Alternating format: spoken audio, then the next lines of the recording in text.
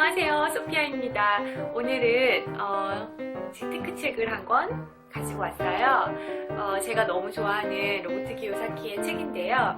저는 로버트 기요사키의 첫 번째 책인 부자 아빠 가난한 아빠를 15년 정도 전인가요? 네, 그때 아무튼 첫 번째 읽고 굉장히 충격을 받았어요. 그 후부터 그 사람이 책을 내기만 하면 무조건 사서 읽습니다. 책 내용이 맨날 거기서 거기에요. 하지만 그래도 읽습니다. 그 중에 한 줄이라도 새로운 것이 있으면 된다, 그런 생각으로 책을 읽고 있고요. 또 계속 반복해도 좋은 내용이니까 아무튼 계속 읽는 책이에요. 로버트 기요사키의 사실 가장 좋은 책은 부자 아빠 가난한 아빠인 것 같아요, 제가 생각하기엔. 근데 그 책은 또 너무 옛날 책이니까 최신 책은 이 부자 아빠의 세컨 찬스라는 책을 한번 소개시켜 드려 보기로 하겠습니다. 부자 아빠 가난한 아빠 책 내용을 아시나요? 로버트 기요사키 책에 늘 나오는 사사분면, 이는 봉급생활자 인플로이를 의미하고요. S는 자영업자, 셀프 인플로이드를 의미합니다. 그리고 B는 비즈니스 오너를 의미하고요. 사업가요. I는 인베스터, 투자자를 의미한대요. 근데 여기에서 로버트 기요사키는 항상 부자가 되려면 E랑 S가 아닌 B나 I로 가야 한다고 말을 해요. 사업가나 투자가가 되어야 부자가 될 수 있다. 자영업자나 월급쟁이는 부자가 될 수 없다, 이렇게 얘기를 하거든요. 그의 대표적인 이유가 뭐냐면요, 왜 그럴 수밖에 없냐면, 자, 이걸 볼까요? 아이고, 사분면에서 납부하는 세율이에요. 여기를 보면은 누가 세금을 가장 많이 내고 있죠? 네, 자영업자들이 지금 가장 많이 내고 있고, 그리고 월급쟁이들이 40% 내고 있고요. 사업가가 20%, 투자자는 0%라고 표시되어 있네요. 납부하는 세율 비율이 이렇게 다르다고 합니다. 물론 정확한 건 아니겠지만 대략 이제 여기서 말하는 내용은 알 것 같아요. 그리고 더 중요한 거는 월급쟁이는 직장 다녀보신 분들 아시겠지만 투명하잖아요, 월급이요. 유리지갑이라고 하잖아요. 그리고 세금을 먼저 빼간 다음에 나머지 금액을 월급으로 주죠. 그죠? 사업가와 투자가는 세금을 나중에 낸다고 말하기 때문에 훨씬 유리하다라고 얘기합니다. 그래서 가끔씩 근데 자영업자랑 사업가를 이제 구별을 못 하시는 경우가 있는데, 예를 들어서 편의점에서 편의점 주인은 자영업자죠, 그죠? 누가 사업가냐면 그 편의점 프랜차이즈 그 권리를 갖고 있고 가맹점을 모집하고 하는 그 사람 하나만 사업가죠, 그죠? 나머지는 자영업자고요. 그래서 이 로버트 기요사키는 사업가가 되어야 한다 라고 얘기합니다. 자, 그리고 또 알아야 하는 중요한 개념이 바로 그 손익계산서와 대차대조표라고 하는데요. 저는 대학교 때 회계 수업 때 이걸 배웠는데 도통 이해가 안 가는 거예요. 근데 로버트 기요사키는 굉장히 간단하면서도 깔끔하게 설명을 하거든요. 진짜 누군가가 이렇게 설명을 저한테 해줬더라면 제가 정말 그 성적을 받지 않았을 거라는 생각이 듭니다. 이렇게 생겼습니다. 위에는 손익계산서고 아래는 대차대조표예요. 굉장히 쉽게 설명을 하고 있어요. 어떻게 설명을 하냐면, 여기 있다. 자, 다시 보여드릴게요. 짜잔. 자, 쉽게 설명을 해볼게요. 지금 자산에서 화살표로 수입으로 들어가고 있잖아요. 자산이라고 정의할 수 있는 거는 수입처럼, 그러니까 내 주머니에 돈을 넣어주는 것만 자산이라는 거고요. 지출, 내 주머니에서 돈을 빼가는 거는 부채라고 얘기를 해요. 예를 한번 들어볼까요? 예를 들어서 은행과 합심해서 집을 샀어요. 매달 대출 이자를 만약 50만 원씩 내야 한다. 그럼 집이 자산일까요? 부채일까요? 이 책에 의한 거로는 부채죠. 근데 많은 사람들이 집을 자산이라고 해서 항목에 집어넣는다는 거죠. 이런 집은 명백하게 부채인 집이다 라고 이제 정의를 하는 거고, 로버트 기요사키의 첫 번째 그 부자바 하나아빠에서도 이렇게 똑같이 얘기를 했는데, 집이 자산이 아닌 부채라는 그의 주장에 정말 많은 사람들이 격분하고 말이 안 된다 뭐 이런 얘기를 많이 들었대요. 지금은 서브프라임 모기지 사태를 거친 후에는 사람들이 집이 자산이 아니었구나, 내가 가진 집이 부채였구나, 이거를 이제 깨달았죠. 지금도 그렇습니다. 많은 사람들이 부채인 집을 자산처럼 착각하고 살고 있죠. 여기에 보면은 되게 재밌는 게 있는데, 부자처럼 보이는 사람이라고 해서 그 사람의 그 손익계산서와 대차대조표를 그려놓은 게 있어요. 수입에는 월급, 고소득 월급이요. 예를 들어서 뭐 연봉 1억 이렇게 될 수 있겠죠. 전문직이라고 하면. 지출, 호화로운 생활 방식을 영위하기 위한 높은 비용.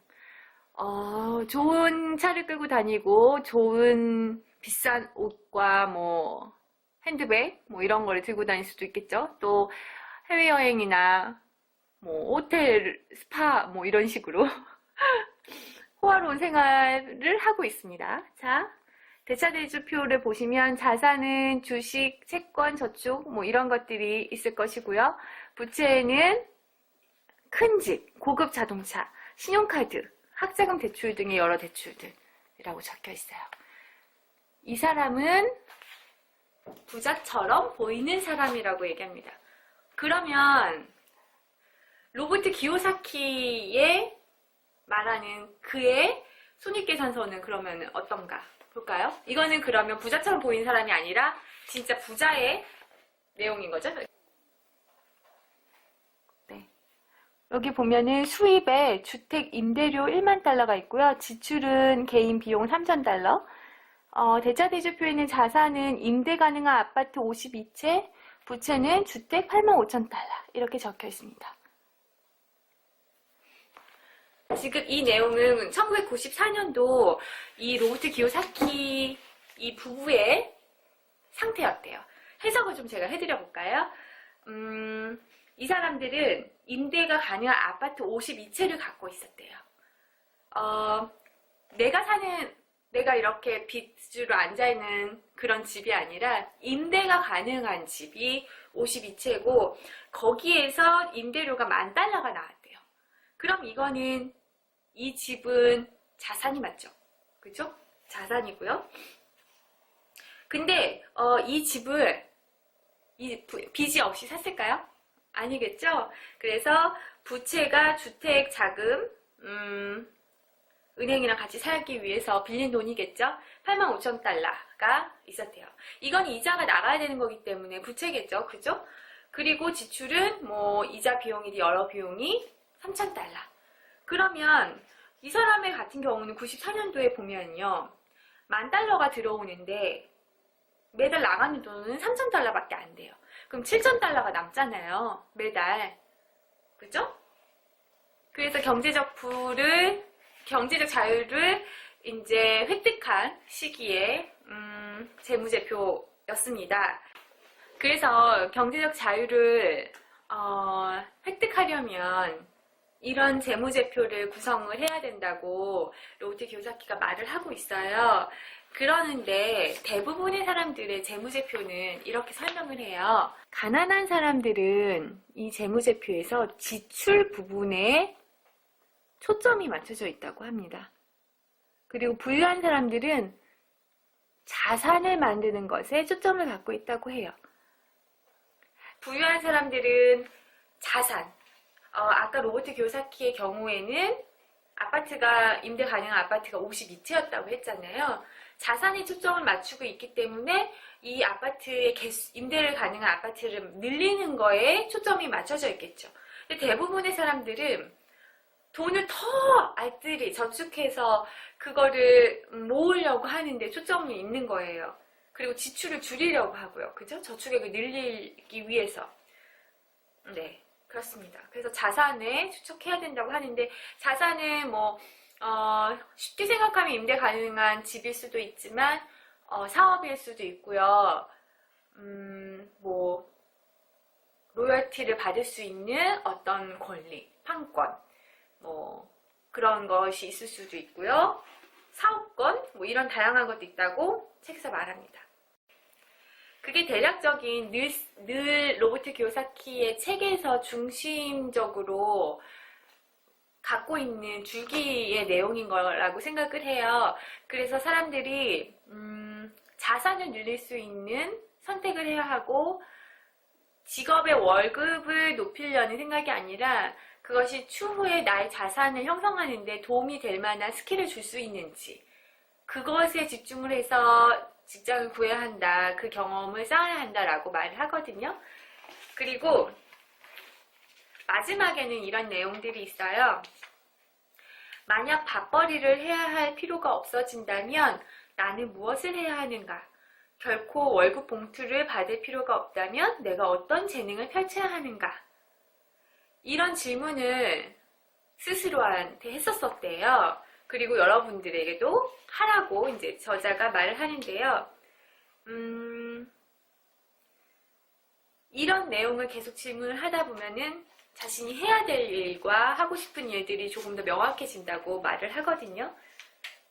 이 사람이, 로버트 기요사키가 이제 한때 사업을 하면서 크게 성공을 했는데 그 사업을 그만두게 돼요. 왜냐면 이 질문을 했었대요. 이게 과연 많은 사람들에게 도움이 되는 일일까를 자문을 해보니까 그렇지는 않더라는 거죠. 그래서 그 사업을 과감하게 접고 금융교육에 뛰어들어야겠다라고 생각을 해서 부자아빠 가난아빠 책을 쓰게 되고 컴퍼니를 만들어서 지금 금융교육을 위한 여러 가지 게임을 만들고요. 일을 하고 있어요. 그랬더니 정말로 돈을 버는 일뿐만 아니라 굉장히 재미난 일들이 일어나고 인생이 보다 행복하고 풍요로워졌다. 뭐 그런 내용들을 말을 합니다. 그런 고민을 계속 스스로한테 계속 해봐야 될 것 같아요. 이 책에서는 세컨 찬스잖아요. 그리고 여기 부제를 보면 위기야말로 두 번째 기회다라고 하거든요. 지금 우리나라 사회도 마찬가지로 힘든 상황이잖아요. 경기도 정말 많이 안 좋아졌고 사람들의 삶도 굉장히 팍팍해진 것 같고 그렇거든요. 이런 상황에서 어떻게 해야 될까? 그런 내용을 조금 담고 있는 것 같고요. 여기에 보면 챕터가 과거, 현재, 미래로 나누어서 책이 설명이 되어 있는데 미래 부분의 그 챕터는 뭐라고 써져 있냐면요. 이렇게 써 있어요. 학교를 다녀라의 반대, 실수하지 마라의 반대, 우수한 성적을 받아라의 반대, 좋은 직장을 얻어라의 반대, 채무에서 벗어나라의 반대, 소득 수준 이하로 살아라의 반대, 부정행위를 하지 말아라의 반대, 부자는 탐욕스럽다의 반대, 투자하는 것은 위험하다, 돈을 저축하라, 비상사태는 나쁘다의 반대 라는 게 챕터로 하나하나 다뤄져 있고 그것의 반대로 생각을 해보자 라고 얘기를 하거든요. 동전의 양면이 있듯이 이런 말들, 이런 선택지에서의 다른 면은 또 다른 것을 얻을 수 있다라고 말을 하고 있는 것 같아요.